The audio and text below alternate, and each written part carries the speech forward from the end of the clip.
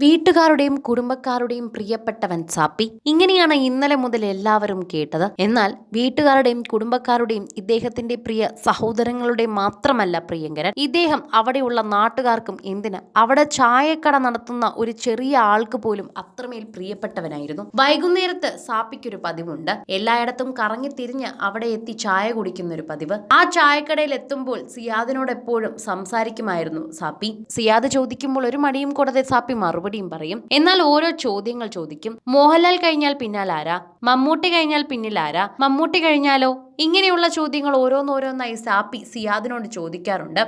ചോദിക്കുന്നതോ വീടിനടുത്തുള്ള പലചരക്ക് കടയിലെ സിയാദിനോട്. ഇത് മാത്രമല്ല, നിത്യേന കടയിലെത്തും സാപ്പി. അവിടെ എത്തിക്കഴിഞ്ഞാൽ പല കാര്യങ്ങളും ചോദിക്കാനും പറയാനും ഉണ്ടാകും സാപ്പിക്ക്. വിചാരിച്ച മറുപടി കിട്ടിയില്ലെങ്കിൽ ചെറിയ പരിഭവം ഉണ്ടാകും, പിണക്കമാകും, ചിലപ്പോൾ ഇച്ചിരി ദേഷ്യപ്പെടുകയൊക്കെ ചെയ്യും. എന്നാൽ കടയിൽ സ്ഥിരമായി എത്തും.